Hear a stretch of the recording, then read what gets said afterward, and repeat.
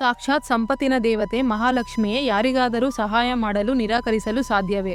ಒಮ್ಮೆ ಊಹಿಸಿಕೊಳ್ಳಿ, ಸಾಕ್ಷಾತ್ ಲಕ್ಷ್ಮೀದೇವಿಯೇ ಗರ್ಜಿಸುತ್ತಾ ಹೀಗೆ ಹೇಳುತ್ತಿದ್ದಾರೆ. ಈ ಮಹಿಳೆಯ ಹಣೆಬರಹದಲ್ಲಿ ಕೇವಲ ದಾರಿದ್ರ್ಯವಿದೆ. ನಾನು ಅವಳ ಕರ್ಮದ ರೇಖೆಯನ್ನು ಬದಲಿಸಲು ಸಾಧ್ಯವಿಲ್ಲ.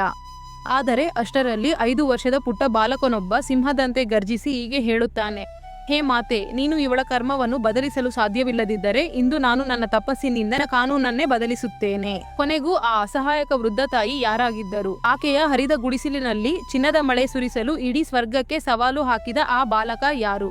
ಈ ವಿಡಿಯೋವನ್ನು ಕೊನೆಯವರೆಗೂ ನೋಡಿ, ಯಾಕೆಂದರೆ ಇಂದು ನೀವು ತಿಳಿಯಲಿದ್ದೀರಿ ಒಂದು ಒಣಗಿದ ಬೆಟ್ಟದ ನೆಲ್ಲಿಕಾಯಿ ಹೇಗೆ ಸಾವಿರಾರು ಚಿನ್ನದ ನಾಣ್ಯಗಳಾಗಿ ಬದಲಾಯಿತು ಎಂದು. ಈ ಹೃದಯ ಸ್ಪರ್ಶಿ ಕತೆ ಆರಂಭವಾಗುವುದು ಕೇರಳದ ಒಂದು ಪುಟ್ಟ ಹಳ್ಳಿಯಲ್ಲಿ.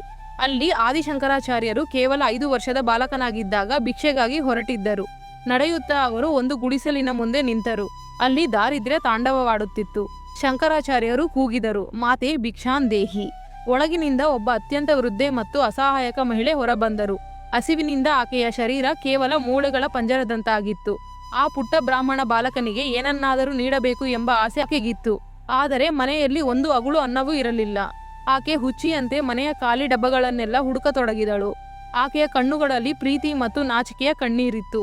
ಆಗ ಆಕೆಗೆ ಮೂಲೆಯಲ್ಲೊಂದರಲ್ಲಿ ಒಂದು ಒಣಗಿದ ಕೊಳೆತ ಬೆಟ್ಟದ ನೆಲ್ಲಿಕಾಯಿ ಸಿಕ್ಕಿತು. ಅದೇ ಆಕೆಯ ಕೊನೆಯ ಸಂಪತ್ತಾಗಿತ್ತು. ಆಕೆ ನಡುಗುವ ಕೈಗಳಿಂದ ಹೊರಬಂದು ಕಣ್ಣೀರು ಹಾಕುತ್ತಾ ಆ ನೆಲ್ಲಿಕಾಯಿಯನ್ನು ಶಂಕರನ ಜೋಲಿಗೆಗೆ ಹಾಕಿದಳು. ಆ ತಾಯಿಯ ಸರ್ವಸ್ವ ದಾನವನ್ನು ಕಂಡು ಪುಟ್ಟ ಶಂಕರನ ಹೃದಯ ಕರಗಿತು. ಅವರು ತಕ್ಷಣ ಕಣ್ಣು ಮುಚ್ಚಿ ಮಹಾಲಕ್ಷ್ಮಿಯನ್ನು ಪ್ರಾರ್ಥಿಸಿದರು. ಸಾಕ್ಷಾತ್ ಲಕ್ಷ್ಮೀದೇವಿ ಪ್ರತ್ಯಕ್ಷಳಾದಳು. ಆದರೆ ಆಕೆಯ ಮುಖ ಸಿಟ್ಟಿನಿಂದ ಕೆಂಪಾಗಿತ್ತು. ಲಕ್ಷ್ಮಿ ಹೇಳಿದಳು, ಪುತ್ರ ಶಂಕರ, ಈ ಮಹಿಳೆ ಕಳೆದ ಜನ್ಮಗಳಲ್ಲಿ ಯಾರಿಗೂ ಒಂದು ಕಡ್ಡಿಯನ್ನು ದಾನ ಮಾಡಿಲ್ಲ. ಹಾಗಾಗಿ ಈ ಜನ್ಮದಲ್ಲಿ ಆಕೆ ಬಡತನವನ್ನೇ ಅನುಭವಿಸಬೇಕು. ಇದು ವಿಧಿಯ ಬರಹ.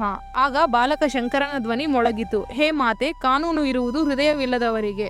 ಇಂದು ಈ ತಾಯಿ ತನ್ನ ಕೊನೆಯ ತುತ್ತನ್ನು ನನಗೆ ನೀಡಿದ್ದಾಳೆ. ಈ ನಿಸ್ವಾರ್ಥ ತ್ಯಾಗ ನಿನ್ನ ಎಲ್ಲ ಕಾನೂನುಗಳಿಗಿಂತ ದೊಡ್ಡದಲ್ಲವೇ? ಶಂಕರಾಚಾರ್ಯರು ಅಲ್ಲಿಯೇ ನಿಂತು ಕನಕಧಾರ ಸ್ತೋತ್ರವನ್ನು ಹಾಡಲು ಪ್ರಾರಂಭಿಸಿದರು.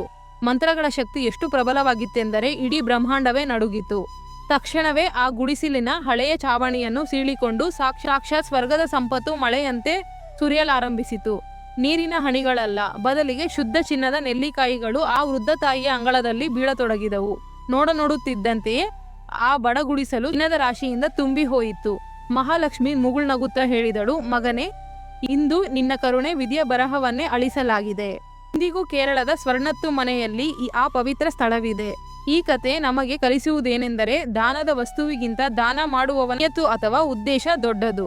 ಆ ಪುಟ್ಟ ಬಾಲಕನ ಹಠ ಮತ್ತು ಆ ತಾಯಿಯ ಮಮತೆ ನಿಮ್ಮ ಹೃದಯ ಮುಟ್ಟಿದ್ದರೆ ಕಮೆಂಟ್ನಲ್ಲಿ ಜೈ ಮಹಾಲಕ್ಷ್ಮಿ ಮತ್ತು ಹರ ಹರ ಮಹಾದೇವ ಎಂದು ಬರೆಯಿರಿ. ಧನ್ಯವಾದಗಳು.